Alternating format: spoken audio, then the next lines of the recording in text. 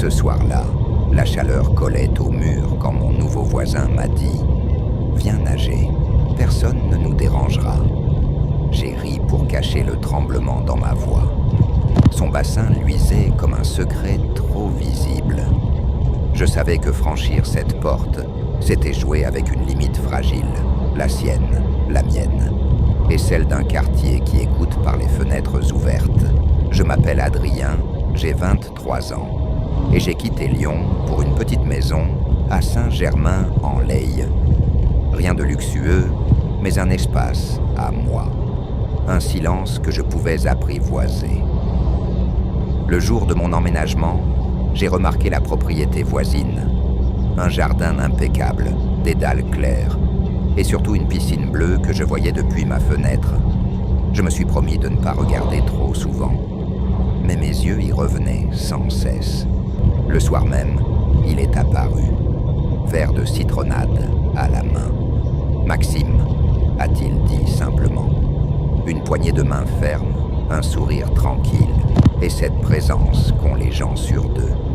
Il m'a demandé ce que je faisais dans la vie. Développeur web, en freelance, ai-je répondu. Il a hoché la tête avec un léger sourire. Alors, on est collègues de solitude. Les jours suivants, la canicule s'est installée. Je travaillais depuis mon bureau en transpirant sur mon clavier, pendant que, de l'autre côté de la haie, Maxime faisait des longueurs dans sa piscine. Parfois, il s'arrêtait pour lire, torse nu, l'eau glissant encore sur sa peau bronzée. Je faisais semblant de ne pas le voir, mais chaque fois, mon regard s'attardait un peu plus longtemps. Un après-midi, alors que l'air semblait immobile, il est apparu près de la clôture. « Tu devrais venir te rafraîchir, l'eau est parfaite », a-t-il lancé d'un ton léger. J'ai hésité. Une invitation pareille, de la part d'un homme que je connaissais à peine, sonnait presque comme un test, mais la chaleur m'étouffait et son sourire ne laissait pas vraiment de place au refus. « D'accord », ai-je soufflé. Je me change et j'arrive. Il m'attendait au bord de la piscine, pieds nus, un maillot noir et une nonchalance presque étudiée. « Fais comme chez toi », a-t-il dit. Mais je savais que j'étais chez lui. J'ai plongé. L'eau a coupé ma respiration, puis tout est revenu.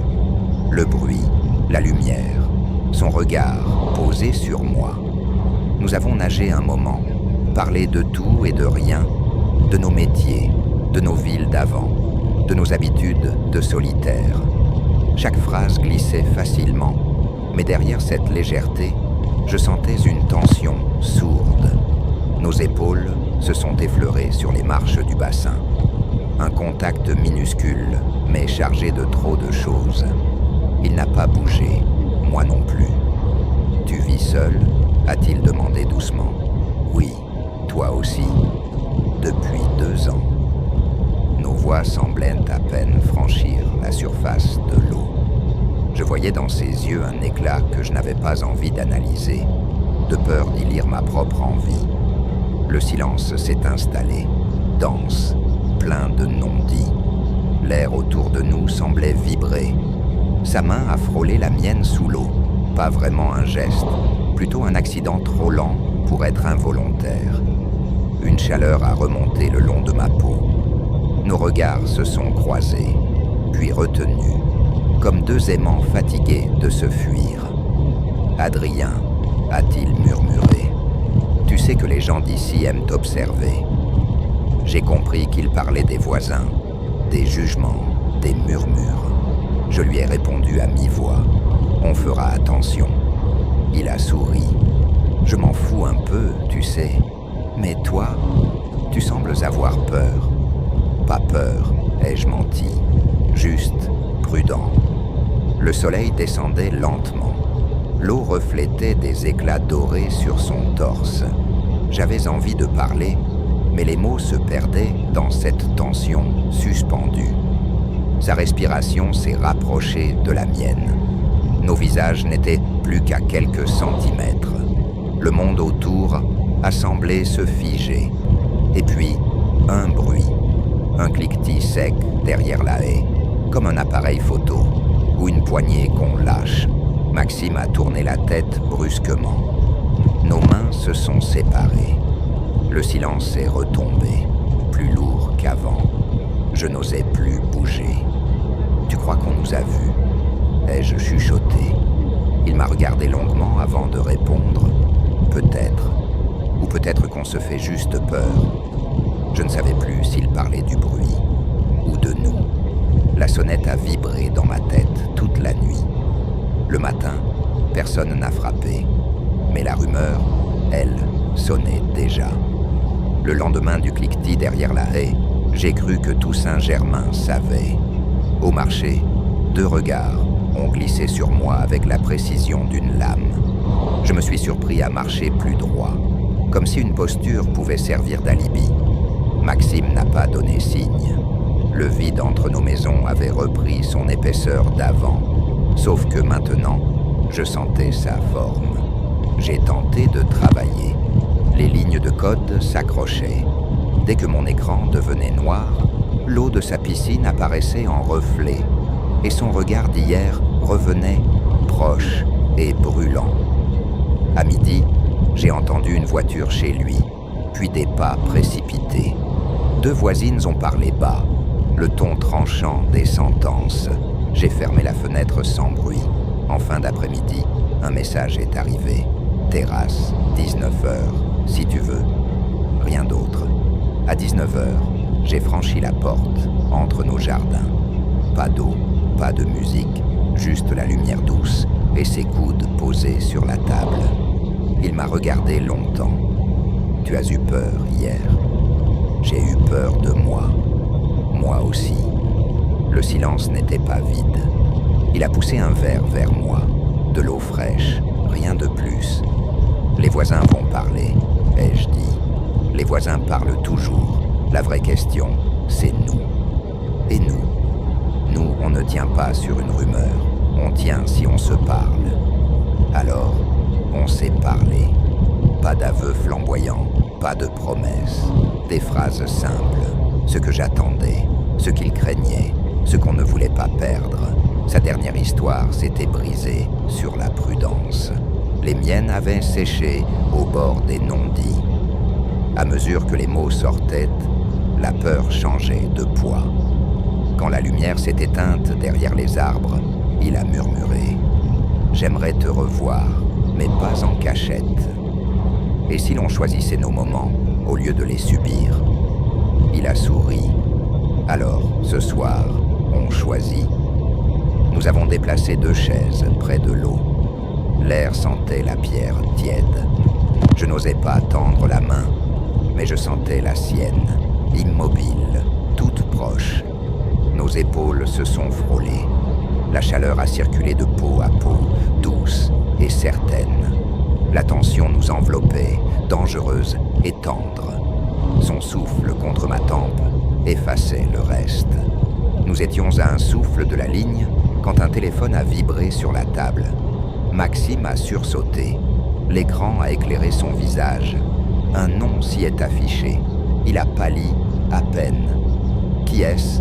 Un client, enfin. Pas seulement. L'appel est passé, puis un message, puis un autre. La vibration revenait comme une goutte, toujours au même endroit. Il vaut mieux que tu répondes, ai-je dit. Si je réponds maintenant, je te perds ce soir. Et si tu ne réponds pas, tu perds quoi demain? Il a retourné le téléphone. Je choisis ici. Sa voix a tremblé.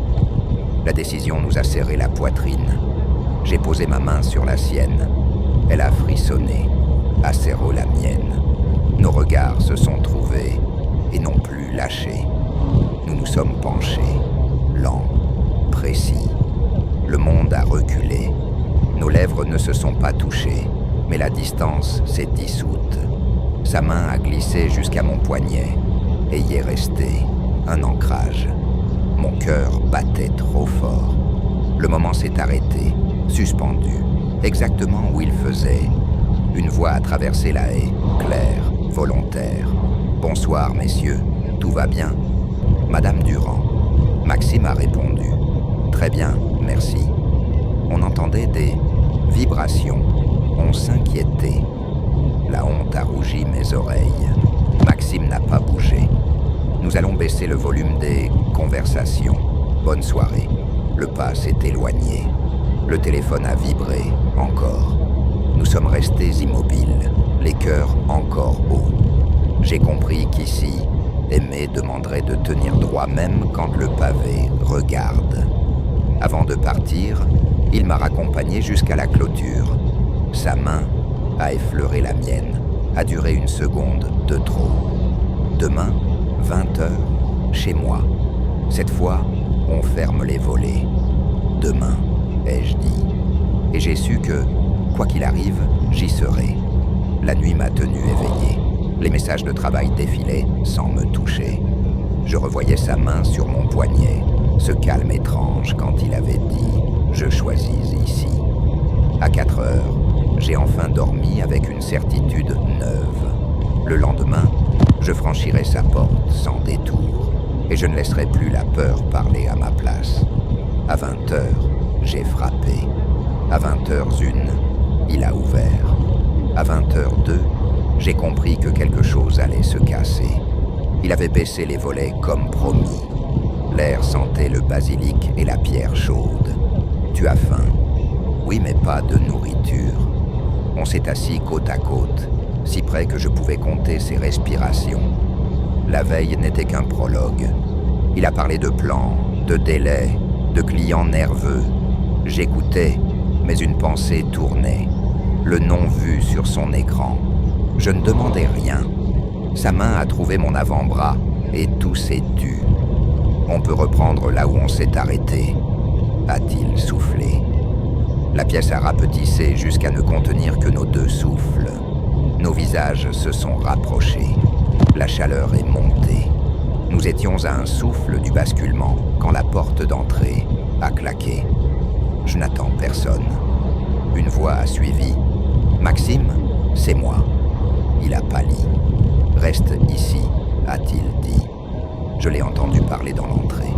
Des bribes. Hier, pas de réponse. Parler. Puis le nom est tombé. Antoine. Le même que la veille, sur l'écran. Quand il est revenu, son visage portait de vérité. On sort. Sur la terrasse, il a dit droit. Antoine est un ancien et un client. Il est revenu pour un projet. Il est revenu ou tu l'as laissé revenir? Je n'ai rien promis à personne. À lui, je dois une explication. À toi, je dois la clarté. Hier, j'ai choisi ici. Aujourd'hui aussi. Mais je dois fermer ce qui traîne. Tu vas le voir. Demain matin, chez lui. Le mot a laissé une marque. La jalousie a mordu, sourde, inattendue. Et moi, à 13h, tu viens déjeuner. Je veux te regarder dans les yeux après. La soirée a continué, comme sur un parquet qui craque. Parfois nos genoux se touchaient et le monde redevenait simple. Parfois les phrases retombaient avec le poids d'un rendez-vous déjà fixé.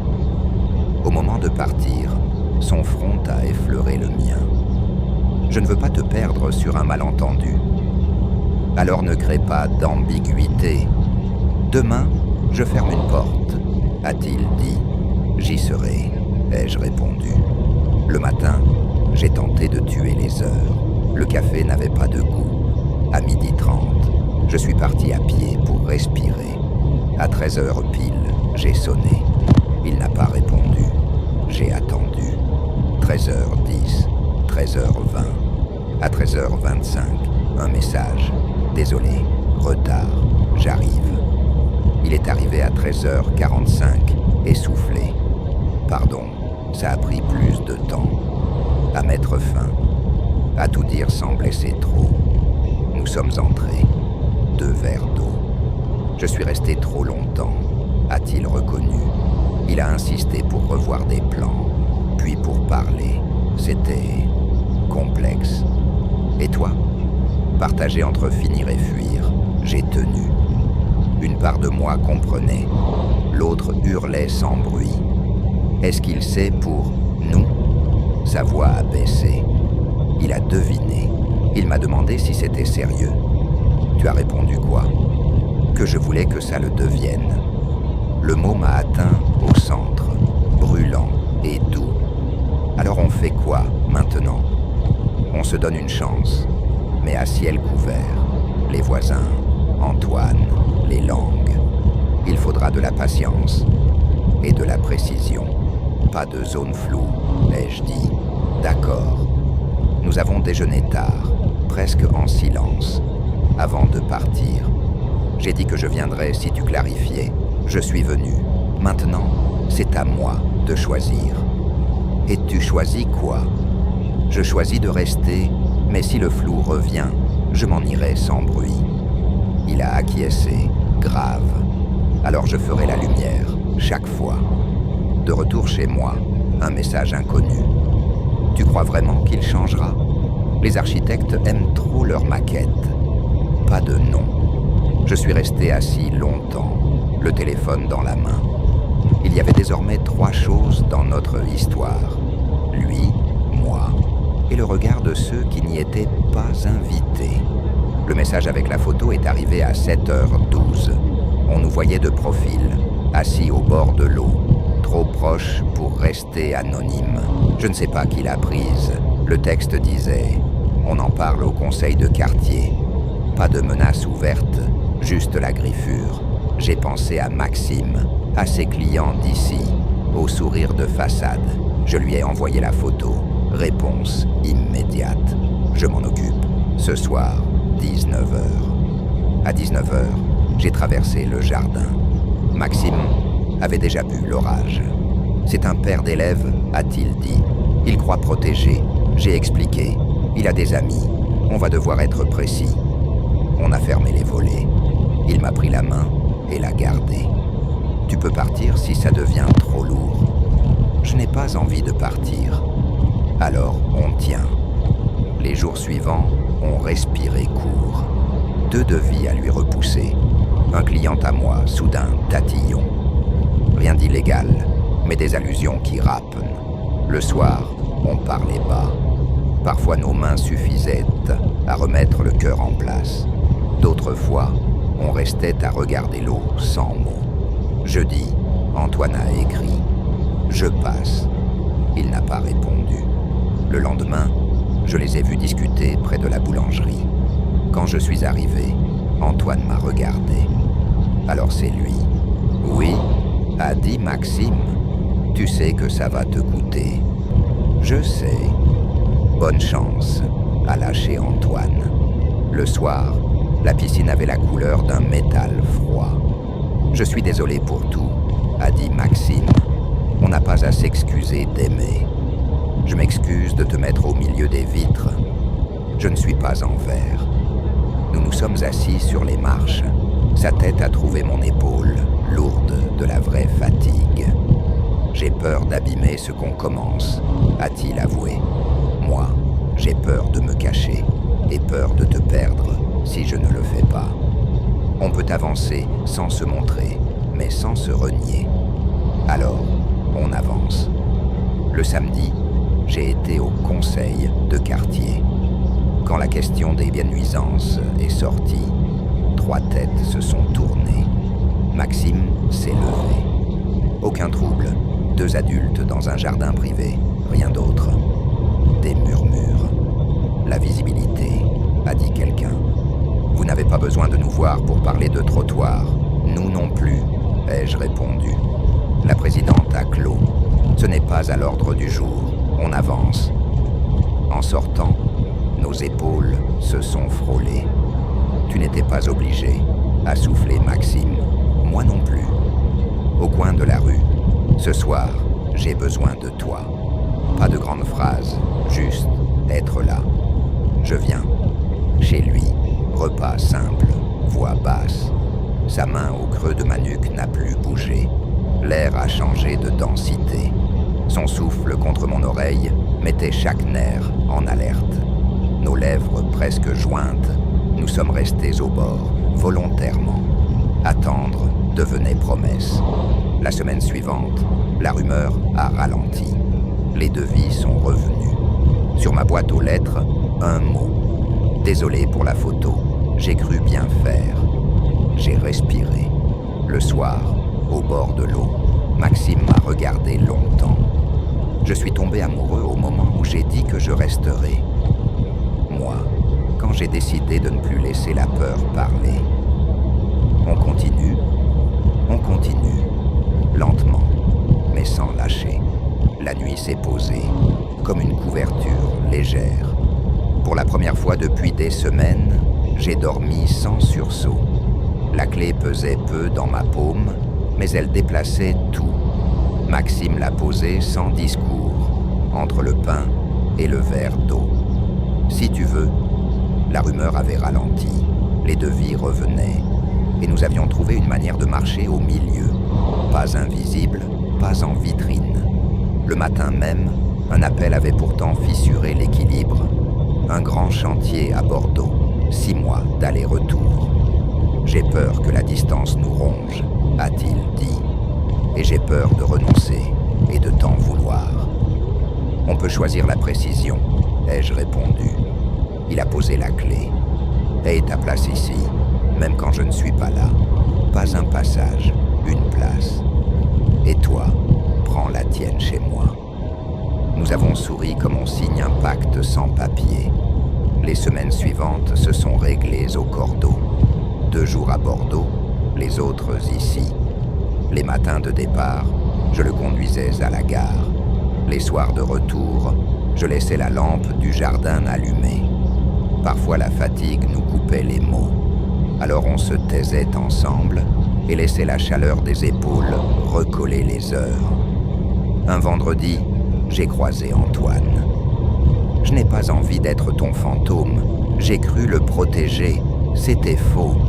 Faites attention l'un à l'autre. Ce quartier s'habitue. Il est reparti avec un vrai sourire. Une part du passé s'est rangée. Au bout d'un mois, nous avons dîné au petit bistrot derrière la place. À l'intérieur, le serveur nous a traités comme tous les couples qui se parlent bas et rien pour rien. Personne n'a pris de photos. 2 tables ont regardé, puis sont retournées chez eux à leur soupe. C'était simple et c'était immense. Sur le retour, la pluie est venue. Sous le porche, trempé. Nous sommes restés à un souffle l'un de l'autre. La première fois, on s'est arrêtés ici, a-t-il murmuré. Tout y est encore, ai-je dit. Nos fronts se sont touchés. Le reste a attendu, par choix. La veille de son dernier aller-retour du mois, un recommandé, médiation de voisinage, pour horaire de piscine. Nous y sommes allés ensemble. La médiatrice a posé des règles de bon sens. À la sortie, le père d'élève s'est raclé la gorge. Pas d'histoire. Nous non plus, a dit Maxime. Fermez les volets quand c'est tard. D'accord, ai-je répondu. Pas une victoire éclatante, mieux, un terrain clair. Le soir, dans notre rectangle de nuit, Maxime a posé sa fourchette. Longtemps, j'ai cru que l'amour était une pièce qu'on montre. Je crois que c'est un fil, ai-je dit. Invisible pour beaucoup, solide pour ceux qui le tiennent. Et notre fil, il passe ici, ai-je répondu en posant ma main là où sa paume avait tenu la mienne la première fois. Et il continue là. Il est revenu avec une petite boîte. Pas un spectacle, un engagement, si tu veux. 2 anneaux simples. Je veux, à notre façon. Nous les avons passés l'un à l'autre sans témoin, avec la nuit pour signature. Dehors, rien n'a changé. Dedans, tout s'est ajusté. Nous sommes restés front posés, respiration calée, à un souffle du reste. La tension n'avait pas disparu. Elle avait trouvé sa place. À l'aube, je l'ai accompagnée jusqu'à la gare. Les rails brillaient comme une promesse tenue. Quand le train est entré en douceur, il a posé sa main sur ma nuque, le même geste qu'au début, et tout a recommencé. La chaleur, l'élan, la prudence, la joie. À travers la vitre, ses yeux sont restés sur les miens jusqu'au dernier clignement du quai. Je suis rentré par les rues encore vides, avec le fil dans la main. Chez nous, j'ai ouvert les volets. La piscine était d'un bleu tranquille. J'ai posé la clé sur la table. Elle ne pesait presque rien. Elle tenait tout. Dans le reflet de la baie, j'ai vu ce que nous avions bâti. Pas un récit pour séduire la rue, une habitude de tenir. Parfois prudent, parfois bravache, souvent juste. On ne promettait pas l'éternité, on promettait de recommencer. Le téléphone a vibré. Bien arrivé, à ce soir. J'ai souri. Le fil a tiré doucement. J'ai pensé à la première invitation, à la première retenue, au premier courage. Puis, j'ai allumé la lampe du jardin. C'était notre façon de dire oui.